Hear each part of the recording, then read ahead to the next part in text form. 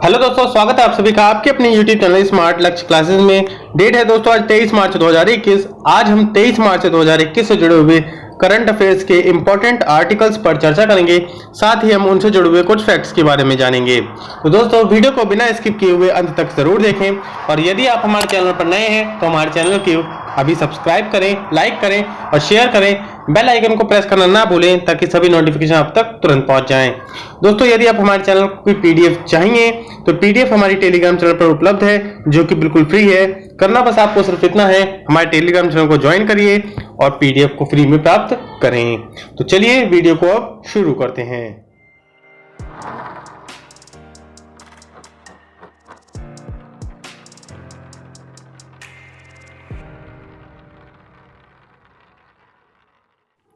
आज का पहला आर्टिकल है दोस्तों, भारत और जापान ने एक पेटेंट सत्यापन के लिए सहयोग पर अपने हस्ताक्षर कर लिए यानी सहमति जताई है। यह पेटेंट क्या है तो उसके बारे में हम लोग जान लेते हैं। भारत और जापान ने अंतर्राष्ट्रीय पेटेंट आवेदन के लिए सक्षम अंतर्राष्ट्रीय खोज और अंतर्राष्ट्रीय प्रारंभिक परीक्षा यानी प्राधिकरण ISA और IPEA के रूप में सहयोग करने के लिए एक दूसरे के जो कार्यालय हैं उन लोगों कार्यालयों को अपने मान्यता दे दी है अपने देश में, उसके लिए सहमति व्यक्त कर ली है। अगर हम बात करें ISA और IPEA की तो इसमें दोस्तों यह जो है हमारे देश का भारत का DPIIT और जापान का JPO की चौथी समीक्षा बैठक हुई थी। उसके दौरान दोस्तों क्या हुआ था कि उसमें जो उनकी जो पहली अध्यक्षता की गई थी उसमें अध्यक्षता की थी DPIIT की तरफ से गुरु प्रसाद महापात्रा जी ने और जापान की तरफ से जिसमें उनके जो आयुक्त थे उस वक्त वह थे उनके तोशिहिदे कास्तानी जो कि उस वक्त के JPO के आयुक्त थे। इस बैठक के दौरान दोस्तों जो पायलट कार्यक्रम था उसकी पहली समीक्षा की गई थी।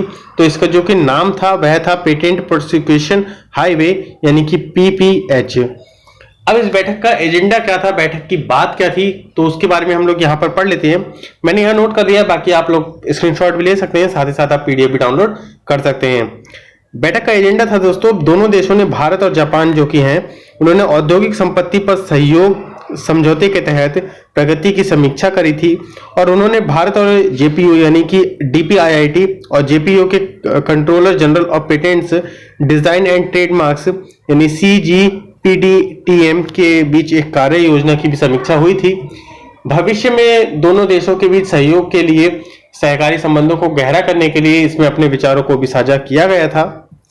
इसमें दोस्तों उन्होंने अपने IP प्रवर्तन को मजबूत करने, IP में जागरूकता बढ़ाने और क्षमता निर्माण करने के लिए बढ़ाने के लिए, नवाचार को प्रोत्साहित करने के लिए दोनों देशों ने औद्योगिक डिजाइन के क्षेत्र में अपने सहयोग पर सहमति व्यक्त की थी। जापान पेटेंट कार्यालय यानी JPO जो है उसे भारत ने मंजूरी दे दी है। तो क्या है ये, इसके बारे में जान लेते हैं। JPO एक जापानी सरकारी एजेंसी है जो औद्योगिक संपत्ति के अधिकारी मामलों की प्रभारी है। इसके अंतर्गत दोस्तों अर्थव्यवस्था, व्यापार और उद्योग मंत्रालय के तहत ये काम करती है और इसका कार्यालय दोस्तों जो है वह कासुमिगोस्की और चियोडा टोक्यो में स्थित है, जो दुनिया का सबसे बड़ा पेटेंट कार्यालय में से एक है जहां पर हम अपने पेटेंट साइन कराते हैं। यह जापानी अर्थव्यवस्था और उद्योग के विकास को बढ़ावा देने के उद्देश्य से काम करता है। यह कार्यालय पेटेंट डिजाइन, उपयोगिता मॉडल और ट्रेडमार्क से संबंधित कानूनों का प्रबंधन करता है। तो यह तो थी जानकारी दोस्तों JPO के बारे में। अब बढ़ते हैं हमारे आज के अगले आर्टिकल की तरफ। आज का हमारा अगला आर्टिकल है दोस्तों विश्व गौरैया दिवस के बारे में। तो विश्व गौरैया दिवस के बारे में यह कब मनाया जाता है, तो दोस्तों विश्व गौरैया दिवस प्रत्येक वर्ष 20 मार्च को मनाया जाता है। यह पूरे संपूर्ण विश्व में मनाया जाता है। आपने देखा होगा कि आपके घरों के बाहर गौरैया पहले घूमा करती थी, बहुत बहुत चहचहाती थी, परंतु अब गौरैया जो है वो दिखाई नहीं देती है। तो उसी के लिए यह विश्व गौरैया दिवस मनाया जाता है। उनका काफी पतन होता जा रहा है, उनके बारे में जागरूकता फैलाने के लिए, गौरैया के बारे में जागरूकता फैलाने के लिए यह विश्व गौरैया दिवस मनाया जाता है। इस दिन को गौरैया दिवस को मनाने के लिए जागरूकता बढ़ाने के लिए यह दिवस नामांकित किया गया है। यह दिवस शहरी वातावरण में पाई जाने वाली अन्य पक्षी प्रजातियों के बारे में जागरूकता को बढ़ाने के बारे में भी है। साथ ही साथ ऐसा नहीं है कि केवल ये विश्व की केवल और केवल गौरैया के लिए है, ये और भी पशु पक्षियों के लिए है कि जितने भी पशु पक्षी होते हैं उनके बारे में जागरूकता बढ़ाने के लिए, जैसे कि बाहर पशु पक्षी जितने भी पक्षियां होते हैं वो आते हैं तो पानी के लिए उनके लिए आप पानी की व्यवस्था करके रख सकते हैं अपने घर में, उस हिसाब से। Nature forever society. अभी नेचर फॉरएवर सोसाइटी क्या है दोस्तों?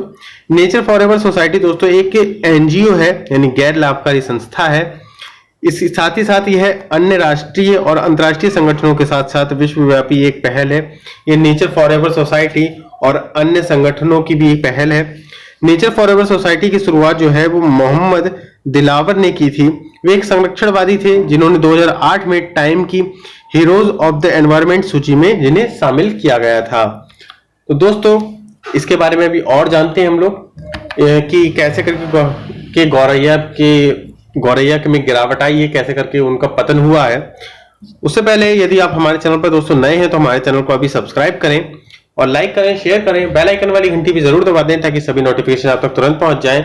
यदि आपको हमारे चैनल की पीडीएफ चाहिए जो कि बिल्कुल फ्री है, तो वीडियो की पीडीएफ आपको हमारे टेलीग्राम चैनल पर उपलब्ध हो जाएगी। टेलीग्राम चैनल का लिंक वीडियो के डिस्क्रिप्शन में मौजूद है, आप वहां से जाकर के डाउनलोड कर सकते हैं।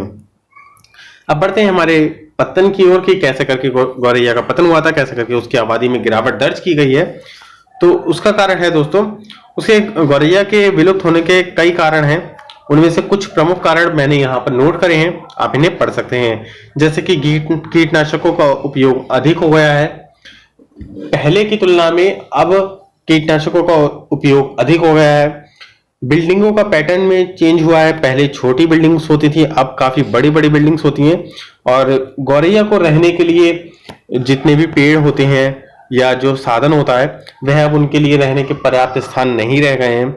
जहां उनके घोंसले बनते थे वह घोंसले भी टूट जाते हैं। अगर नई बिल्डिंग का निर्माण होता है तो उसके लिए जो लैंड एक्वायर्ड की जाती है तो उस लैंड के कारण काफी पेड़ों की कटाई की जाती है, जिससे कि गौरैया के जो घोंसले होते हैं वह टूट जाते हैं और उनको रहने के लिए उनका कोई स्थान नहीं बचता है। घरों में बगीचों की कमी हो गई है। तो जैसे कि आप लोग देखते ही होंगे कि अब फ्लैट का सिस्टम है, तो फ्लैट में इतना बगीचे नहीं होते हैं कि बहुत सारी जगह पर है तो कि बगीचे हो रहे हैं या पेड़ पौधे उग रहे हैं। और पक्षियों के लिए स्पेशली कि पेड़ों की काफी आवश्यकता होती है उन्हें घोंसले रखने के लिए। मोबाइल और टीवी टावरों से निकलने वाले विकिरण जो उनके नेविगेशन आदि को प्रभावित करते हैं, यह भी एक कारण है, परंतु साइंटिफिक नहीं है, बट यह भी एक कारण हो सकता है कि मोबाइल और टीवी टावरों से निकलने वाले जो विकिरण होती है, जो रेडिएशन होती है, उससे पशु पक्षियों को नुकसान होता हो। रेडिएशन से हाँ हालांकि नुकसान होता है, परंतु इसका भी फुल प्रूफ साइंटिफिक प्रूफ नहीं है। अब बढ़ते हैं अगले क्वेश्चन की तरफ। नहीं, हमारा अगला आर्टिकल है दोस्तों विश्व जल दिवस के बारे में। तो विश्व जल दिवस के बारे में विश्व जल दिवस दोस्तों प्रत्येक वर्ष 22 मार्च को विश्व जल दिवस का आयोजन किया जाता है। यह दोस्तों 1993 से लेकर के अब तक मनाया जाता रहा है। कब से मनाया जाता है? 1993 से लेकर के, और कब से? 22 मार्च 1993 से विश्व जल दिवस का आयोजन प्रत्येक वर्ष किया जाता है। यह ताजे पानी के महत्व को फैलाने के लिए मनाया जाता है। यह दिन संयुक्त राष्ट्र द्वारा साथ ही दुनिया भर में विभिन्न अन्य संगठनों द्वारा मनाया जाता है। इस वर्ष की जो थीम रही है वह है वैल्यूइंग वाटर, और इसकी इंपॉर्टेंस है दोस्तों कि विश्व जल दिवस का मुख्य जो उद्देश्य रहा है वह है सतत विकास लक्ष्य को, यानी कि सतत विकास लक्ष्य SDG यानी कि SDG 6 को प्राप्त करना। इसमें 2030 तक के लिए सभी जल और स्वच्छता शामिल की गई है। अब इसकी आवश्यकता क्या है दोस्तों? इसकी आवश्यकता के ऊपर बारे में हम चर्चा कर लेते हैं दोस्तों। 2050 आवश्यकता में जो है वो 2050 से लेकर के 2050 तक 5.7 बिलियन से अधिक लोग उन क्षेत्रों में होंगे जहां पानी दुर्लभ होगा।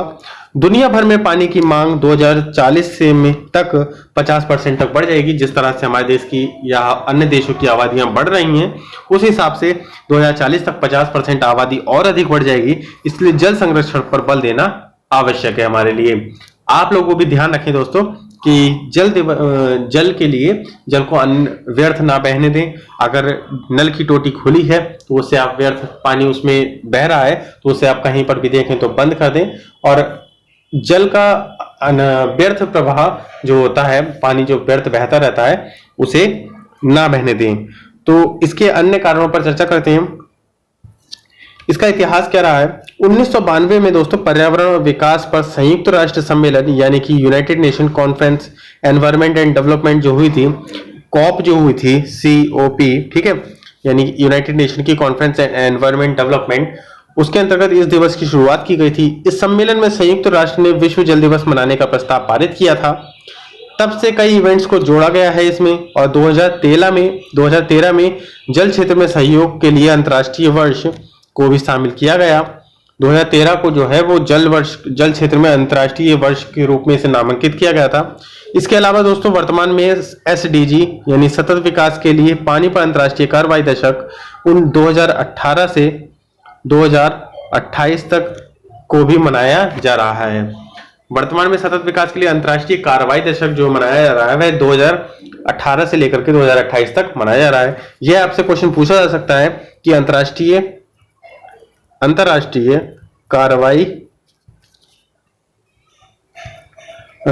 कार्रवाई दशक कौन सा वर्ष मनाया जा रहा है? तो आपसे ऑप्शन में पूछा जा सकता है 2015 से 2025, या फिर 2020 से 2030, या फिर 2018 से 2028। इस तरह से आपसे क्वेश्चन पूछा जा सकता है। तो आपका सही ऑप्शन होगा 2018 से लेकर के 2028 तक।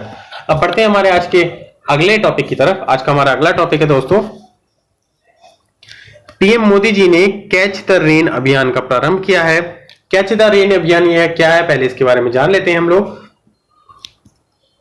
22 मार्च को दोस्तों विश्व जल दिवस के अवसर पर जल शक्ति अभियान जो कि कैच द रेन यानी जल को पकड़ो पानी, यानी कैच द रेन यानी पानी को पकड़ो, कैच द रेन अभियान को लॉन्च किया है। यह अभियान देश के ग्रामीण व शहरी क्षेत्रों में चलाया जाएगा। यह 22 मार्च से लेकर के 30 नवंबर तक चलाया जाना है। काफी इंपॉर्टेंट क्वेश्चन है ये आपके लिए, किसी भी एग्जाम में आपसे पूछा जा सकता है। इस अभियान के बारे में हम लोग जान लेते हैं। इस अभियान की जो टैगलाइन है वह है catch the rain where it falls when it falls. वर्षा जल का संचयन करना है, उसकी संरचनाएं बनाने में मदद मिलेगी। जो मानसून से गिरने से पहले, मानसून जब होता है हमारे देश में, उससे गिरने से पहले जलवायु परिस्थितियों और उपमौसम के लिए उपयुक्त है। यह अभियान जो है check dam, rooftop, RWHS, water harvesting, pit, tank की डिसलेटिंग को बढ़ाकर अपनी भंडारण क्षमता को बढ़ाने के लिए यह अभियान चलाया जाएगा। कुल मिलाकर के बात में यह है कि जल का संचयन करना है, इसमें पानी को वेस्ट नहीं करना है और अधिक से अधिक पानी स्टोर करके हम रख सकें ताकि जब सूखा पड़ता है या नदियां सूख जाती हैं तो उसके लिए पानी की उपयुक्तता बरकरार रहे, पानी हमारे लिए भरपूर रहे, उसके लिए यह अभियान लॉन्च किया गया है। यानी कि कैच द रेन, जो वर्षा का जल होता है उसे हम संचयन करके रख सकें। राज्य सरकारें समय समय पर कई इस तरह की योजनाएं लाती रहती हैं। उसी के मद्देनजर एक यह भी पीएम ने लॉन्च किया है कैच द रेन अभियान। 22 मार्च से 30 नवंबर तक यह चलाया जाएगा। इसके बारे में थोड़ा सा और जान लेते हैं, उसके बाद में हम अगले टॉपिक पर डिस्कशन करेंगे। सरकार ने राज्य सरकारों से अनुरोध भी किया है कि वे इन गतिविधियों को सुविधाजनक बनाने के लिए प्रत्येक जिले में कलेक्ट्रेट या फिर नगर पालिका, ग्राम पंचायतों में रेन सेंटर खोलें। इन केंद्रों में इस अवधि के दौरान एक समर्पित मोबाइल नंबर होगा। केंद्रों को एक इंजीनियर या एक व्यक्ति द्वारा संचालित किया जाएगा जो RWHS में अच्छी तरह से प्रशिक्षित होगा। यानी वाटर हार्वेस्टिंग, जो पानी को जो संचयन करना है, यानी कि run water harvesting structure, RWHS क्या है?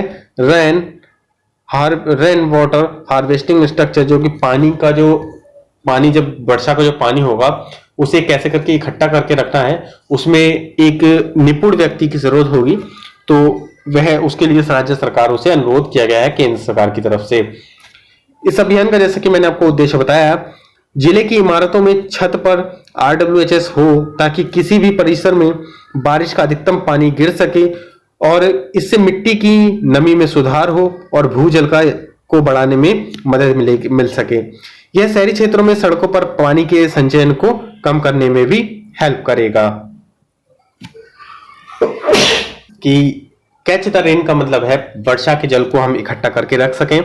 जितना भी वर्षा का पानी जो जब मानसून के टाइम में एकत्र होता है तो हम लोगों को क्या करना है कि हमारे घरों की छतों पर वाटर को जो है वो हार्वेस्ट यानी कि वाटर को स्टोर करके रखना है। वाटर जब स्टोर हो जाएगा तो वाटर को पाइप के जरिए ग्राउंड वाटर में तब्दील किया जाएगा ताकि ये जो वाटर है जो आता है ये ग्राउंड में जा सके। इसके लिए इंजीनियर्स की हेल्प ली जाएगी और प्रत्येक जिले में ऐसे सेंटर खोले जाएंगे जिससे रेन सेंटर खोले जाएंगे जिससे वाटर जो है रेन वाटर जो है उसे स्टोर किया जा सके और जल की जो है भूजल की जो मात्रा है उसे बढ़ाने में मदद मिल सके। तो चलिए बढ़ते हैं आज के अगले आर्टिकल की तरफ। हमारा आज का अगला आर्टिकल है भारत हिमालय ग्लेशियरों के रडार सर्वे को आयोजित करेगा। भारत ने हिमालय ग्लेशियरों के लिए रडार सर्वे आयोजित किया है। इसके बारे में थोड़ा सा जान लेते हैं हम लोग। भारत ने हिमालय के ग्लेशियर की मोटाई का अनुमान लगाने के लिए हवाई रडार सर्वेक्षण करने की योजना बनाई है। इस योजना के तहत दोस्तों पायलट अध्ययन में हिमाचल प्रदेश के लाहौल स्पिनित बेसिन में आयोजित किया जाएगा। यह प्रस्ताव पृथ्वी विज्ञान मंत्रालय के तहत राष्ट्रीय ध्रुवीय और महासागर अनुसंधान NCPOR केंद्र द्वारा शुरू किया गया है। इसका जो इंपॉर्टेंट पॉइंट्स है वो दोस्तों वह है यह है कि इस प्रायोगिक परियोजना के पूरा हो जाने के बाद सिंधु, गंगा, ब्रह्मपुत्र की उपघाटियों में भी इस तरह के अध्ययन किए जाएंगे। यह घटना भारत की नदी प्रणालियों में ग्लेशियरों के महत्व के कारण काफी इंपॉर्टेंट भी हो जाती है। भारत गंगा के मैदानों में 500 मिलियन लोग इस पर आश्रित हैं। वे ऊर्जा जो है सुरक्षा के दृष्टिकोण से भी काफी महत्वपूर्ण है। यह जो है वो ऊर्जा सुरक्षा के दृष्टिकोण से भी काफी महत्वपूर्ण है। भारत जो है वो चरम मौसम की घटनाओं के लिए सबसे कमजोर देशों में से एक है। भारत में जो मौसमी घटनाएं होती हैं उसके लिए भारत सबसे कमजोर देश है। जलवायु जोखिम सूचकांक में इस वर्ष जो है इसे 20वें स्थान पर रखा गया है। फरवरी 2021 में उत्तराखंड के रैनी गांव में के पास जो ग्लेशियर के फटने से कई लोगों की जान चली गई थी, उस कारण यह काफी इंपॉर्टेंट हो जाता है। आगे थोड़ा सा इसके बारे में और जान लेते हैं हम लोग। अगली आर्टिकल पे आने से पहले मैं आपसे गुजारिश करूंगा दोस्तों, यदि आपने हमारे फेसबुक पेज को अभी लाइक नहीं किया है तो लाइक करें और यदि आपने हमारे टेलीग्राम चैनल को ज्वाइन नहीं किया है तो जाकर के टेलीग्राम चैनल को हमारे ज्वाइन करें और फ्री में PDF प्राप्त करें। साथ ही साथ में समय समय पर अनेक तरह के UPSC, PCS या अन्य एग्जाम से रिलेटेड मैं क्वेश्चन आंसर और बुक्स वगैरह भी शेयर करता रहता हूं आपसे। तो आप हमें इंस्टाग्राम पर और टेलीग्राम पर ज्वाइन कर लीजिए और फेसबुक पेज को आप हमारे लाइक कर लीजिए। साथ ही साथ यूट्यूब चैनल को हमारे सब्सक्राइब करें।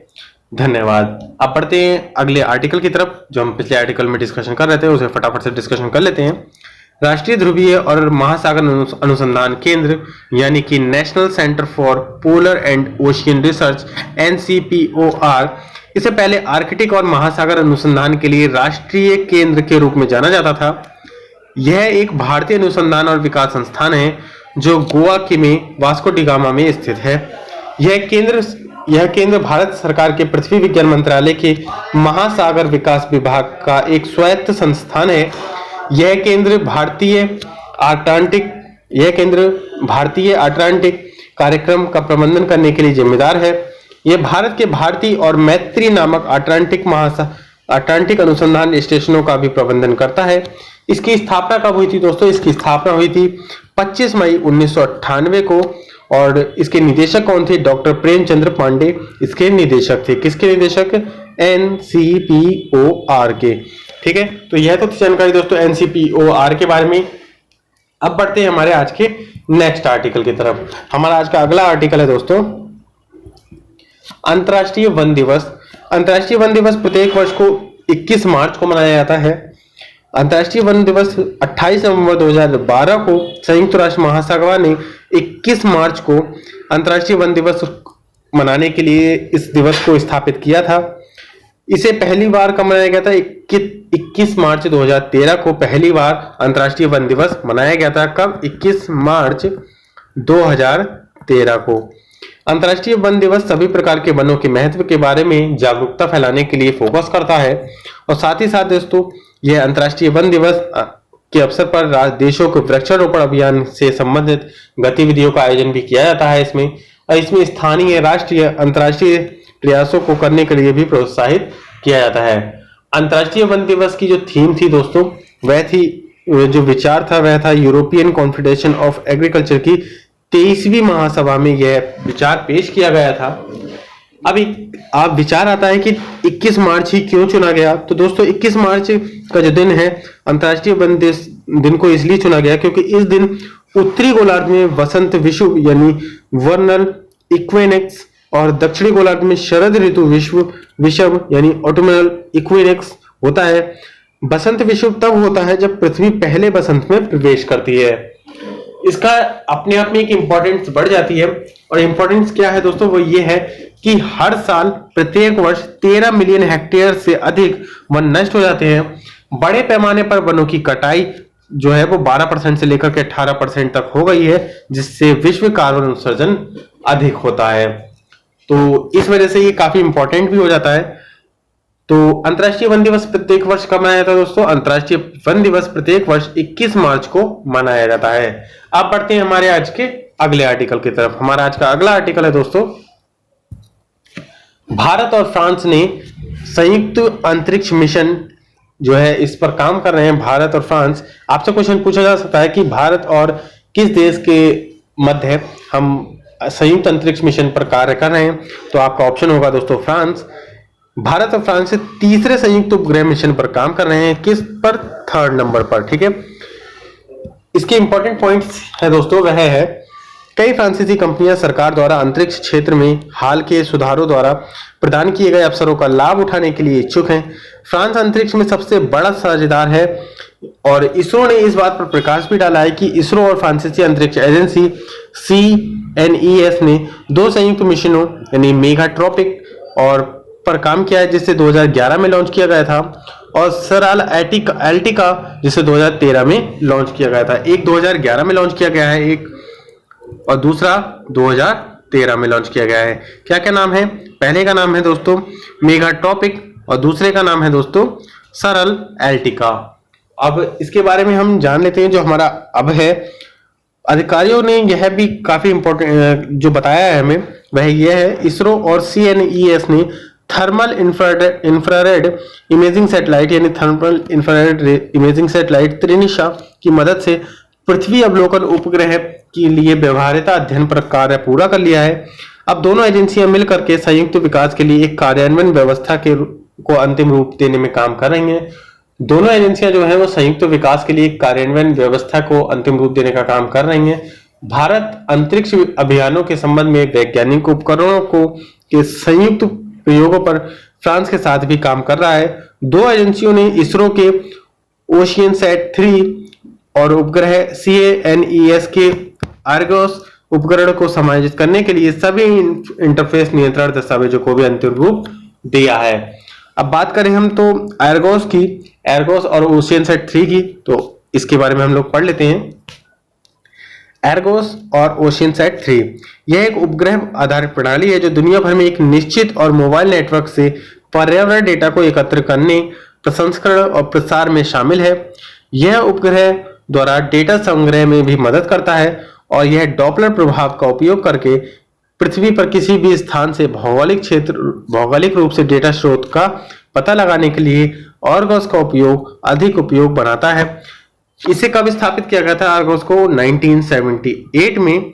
और ओशियनसैट 3 की बात करें तो ओशियनसैट 3 को दोस्तों ओशियनसैट 3 जो है ओशन कलर मॉनिटर डेटा के यूजर्स के लिए सेवा निरंतरता प्रदान करने के लिए विकसित किया जा रहा है। यह अन्य क्षेत्रों में अनुप्रयोग क्षमता को बढ़ाने का प्रयास करेगा। यह एक वैश्विक मिशन है दोस्तों, जिसे वैश्विक महासागरों को कवर करने के लिए तैयार किया गया है। यह तो थे हमारे आज के कुछ इंपॉर्टेंट आर्टिकल्स दोस्तों। आई होप आप लोगों को आर्टिकल्स पसंद आए हों। यदि आप लोगों को हमारे चैनल की वीडियो पसंद आई हो तो हमारे चैनल को अभी लाइक करें, शेयर करें और बेल आइकन को प्रेस करना ना भूलें ताकि सभी नोटिफिकेशन आप तक तुरंत पहुंच जाएं। यदि आपको हमारे चैनल की वीडियोस की पीडीएफ चाहिए जो कि बिल्कुल फ्री है, तो वीडियो की पीडीएफ आपको हमारे टेलीग्राम चैनल पर उपलब्ध है। टेलीग्राम चैनल का लिंक वीडियो के डिस्क्रिप्शन में मौजूद है, आप वहां से जाकर के हमारे चैनल को ज्वाइन करें और साथ ही साथ पीडीएफ को डाउनलोड कर सकते हैं। आपने यदि हमें इंस्टाग्राम पर फॉलो नहीं किया है तो जाकर के इंस्टाग्राम को हमें फॉलो कर लीजिए और हमें फेसबुक पेज पर हमें लाइक करें। और यदि आपके कोई सुझाव हो तो आप हमें educationhub@gmail.com पर भेज सकते हैं। अब आपसे मुलाकात होगी दोस्तों नेक्स्ट वीडियो में, तब तक के लिए दोस्तों जय हिंद, जय भारत, वंदे मातरम।